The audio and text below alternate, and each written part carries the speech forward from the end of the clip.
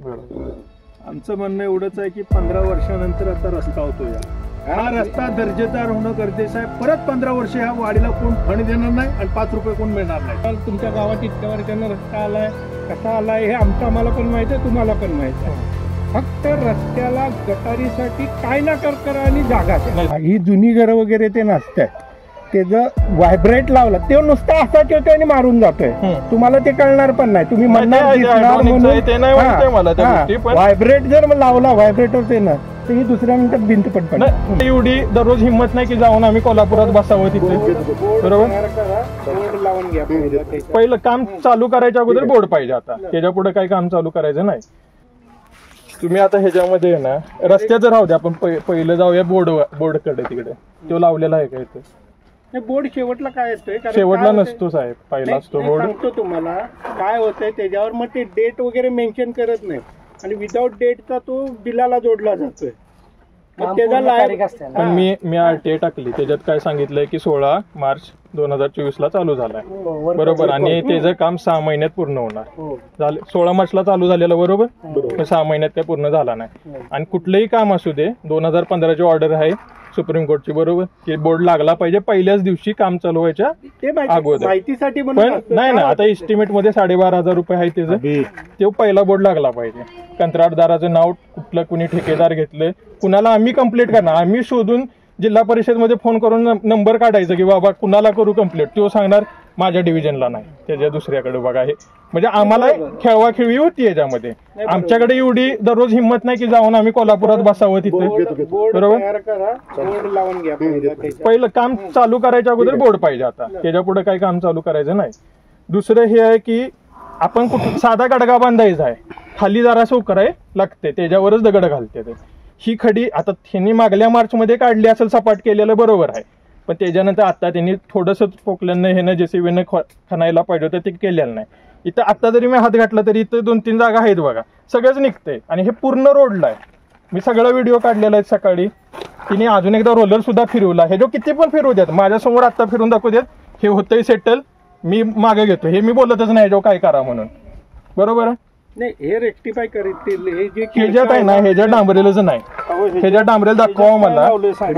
हे बघा, हे लगेच निघतंय. हे झालं. हॅलो, ह्याच्यात कुठं डांबरेल दिसतंय तुम्हाला? मला दाखवा.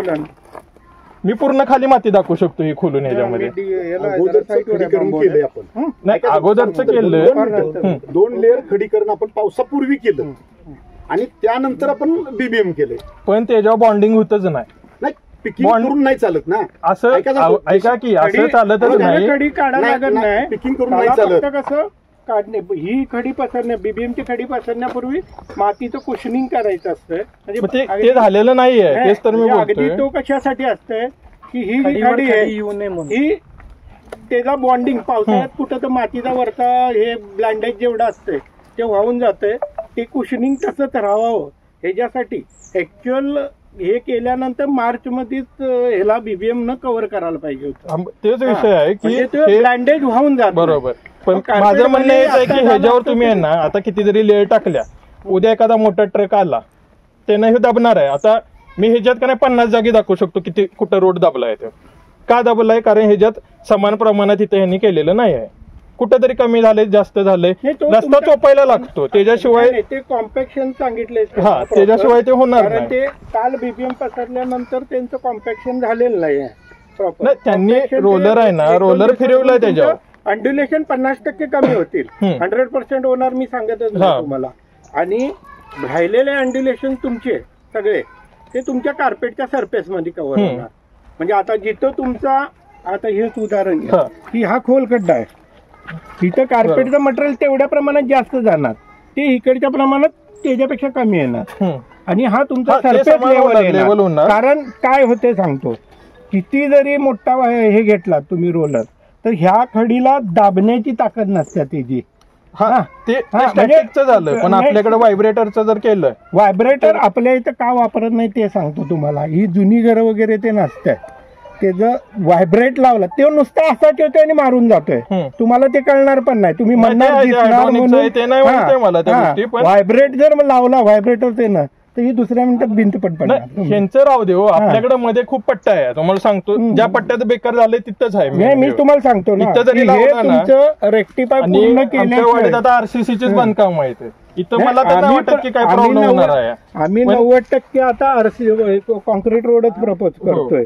कारण डांबर शेवटी काय होते सांगतो, हा टेरेन आहे, हा 4,500 ml पावसाचा टेरेन आहे. आणि इथं काय होते, लोक रस्त्यापुरती जागा देतील, तर ह्याला जी रिक्वायरमेंट म्हणजे हा रस्ता तुमचा टिकतोय कधी, ह्याला पाणी जर लागलं नाही, इथलं तुमच्या गटारीचं पाणी दुसऱ्या मिनिटाला निचरा झालं तरच. ह्याच्यावर एक सीझन जरी, मग अजून ह्याच्या डबल तुम्ही डांबर मारायला घेत नाही. ते डांबर आणि पाणी एकमेकाचं दुश्मनच आहे. ते दुसऱ्या पावसात तुम्हाला खड्डे पाडायला सुरुवात करणार. तेच जर तुम्ही गटार मारा आणि एकच लेअर मारा, तुमचा बीबीएम हलणार नाही. मी लिहून देतो तुम्हाला, जर त्याला प्रॉपर गटार असेल तर. असं येणारच नाही. असं असेल ऐका, नाही थांबा, असं असेल ह्यो रस्ता थांबवा, तिकडचा चालू करू द्या, तर रस्ता ठीक होऊ दे. उद्या पेवर येत नाही त्या रस्त्यानंतर काय फायदा त्या रस्त्याचा. तुम्हाला वायडनिंग करायला लागणार आहे. तुमच्या गावात इतक्या वर्षानं रस्ता आलाय, कसा आलाय हे आम्हाला पण माहित आहे, तुम्हाला पण माहित आहे. फक्त रस्त्याला गटारीसाठी काय ना करा आणि जागा द्या. नाही, जागा द्यायलाच पाहिजे सगळ्यांनी. म्हणजे हे तुम्हाला का पर्सनली रिक्वेस्ट का करायला लागलं, काय होतंय ह्याच्या खाली म्हणजे काय असतंय, मातीचा सरफेस असतो. काय हे एक लेअर असं जाड आपलं गोधडी सारखं अंतरल्यासारखं असते. ह्याला जर कुठं तर भिजला आणि पाणी मोरत राहिला, आता एवढा असा पोर्शन आहे आणि इथं मध्ये पाणी साठत राहिलं तुमचा, की इथला पोर्शन तुमचा खचणार म्हणजे खचणार कधी पण. आता किती पण हायवेवर किती भारी कामं करतात बघा, मोरीवर असते, तिथला मोरीचा पहिल्या सीझनला कायम रस्ता खचतोय का सांगा. गटर आता नवीन येते ते तुमचं कसलं बनतं, हे ह्याला कच्चं गटर आहे, हे नाही आरसीसी नाही. वाढीत होणार आहे त्याचं काय, कुठलं आतमध्ये जो दुसरा पट्टा आहे पुढे नाही, गटर आरसीसी नाही, तिथं पण नाही, कच्च्याच गटर आहेत आपल्या. त्याच्यासाठी ग्रामपंचायतीतनच करायचं आहे किंवा अन्य कुठल्या योजना याच्यासारखी, त्यातनं पण पूर्ण याला गटर करू शकतो. हे ह्या 30-54 ते नार रोड हे असते ना, हा रोड साठी नाही. त्याच्यासाठी मग हे जे प्रोव्हिजन आहे का जिल्हा परिषद पंचायत समितीचा आहे की दुसऱ्या फंडात करायचं. तुमचा पाठपुरावा थोडक्यात काय कोणाकडनं तर तुम्हाला मी सोर्स. आता समजा आमचं एक नेचर काय असतं की 100 मीटर रस्ता होणार असेल तर 100 मीटर रस्ता करणार, त्यात 50 मीटर गटार करून 50 मीटर रस्ता करण्यापेक्षा आमचा अप्रोच काय, एकदाच 100 मीटरचा रस्ता होऊन दे. म्हणजे माणसं गटारी मिळणं जाणं येणं थांबणार नाही, पण रस्त्यामुळं जाणं येणं थांबू शकते. हा कसा पण करून ह्याला ब्लॅक स्टॉपिंग करणं हे आमचं ध्येय आहे, आमचं उद्दिष्ट. म्हणजे आमचं म्हणणं एवढंच आहे की 15 वर्षानंतर आता रस्ता होतो, हा रस्ता दर्जेदार होणं गरजेचं आहे. परत 15 वर्ष ह्या वाडीला कोण फंड देणार नाही आणि 5 रुपये कोण मिळणार नाही. मी तुम्हाला आमची एवढीच अपेक्षा आहे. आमचा कुठलाही विरोध नाही. यांना मी सांगितलं पिशवी ते खोतवाडी रस्ता झाला की नाही, आता तुम्ही रस्ता बघितला की नाही, रस्ता ह्या गोष्टी इंटिमेट नाही. तर मी सरळ सांगतो, तुम्ही क्रँक उद्या परवा व्हिजिटचा दिवस होता माझा, तुम्ही बोललात म्हणून आज मी जाता जाता बांबोड्यात उतरलं. हा दुसऱ्या साईडवर तिकडे गजापूरकडे होता. खरोखर पॉसिबल आहे, कोण तुमच्यातलं खरोखर उभा राहून पुढाकार घेऊन जिथं तुम्हाला वाईडनिंग शक्य आहे, तुम्हाला एखादा दुसरा लूप वाटला की बाबा या इथं पोट मारून द्या, तिथं एखादी गाडी क्रॉस काय तेवढं पोट पण मारून द्यायला तयार आहे, काय तो प्रॉब्लेम नाही आपल्याला. फक्त ती कुणाची जागा असते तिथे त्यावेळी त्याला कन्व्हिन्स तुमच्या लेवलवर. आम्ही कुणाला ते सांगायला गेलं तर ती कुणाची आहे कशी आहे हे माहित नसते. पण म्हणजे मी असं म्हणतो की बाबा आपण रस्ता करतोय तर कमीत कमी गावकऱ्यांनी हे सांगायचं पाहिजे की बाबा साईड पट्टी आहे त्यात. नाही, तुम्हाला पण माहित आहे एस्टिमेट वाचणं सोप्या गोष्टी नसत्या, बरोबर. कारण हे रोड म्हटलं की कुठेतरी एक शब्द लिहिलेला असतो, त्याचा पण 4 अर्थ असतात, त्यात प्रत्येक जण आपल्यानुसार फिरवणार. ते नाही, तुम्हाला मी सांगितलं ना, तुम्ही मला जागा द्या, त्या ठिकाणी साईड पट्टी, त्या ठिकाणी तुम्हाला गटार, तुम्हाला टर्निंग पॉकेट पाहिजे असेल तर टर्निंग पॉकेट, एवढी करून द्यायची व्यवस्था मी करतो. त्या 2 दिवसानंतर याला रेक्टिफिकेशन लावलं. कारण हे अजून काय होणार, अजून जेसीबी उभारला, परत खड्डा पडला, ते नको व्हायला.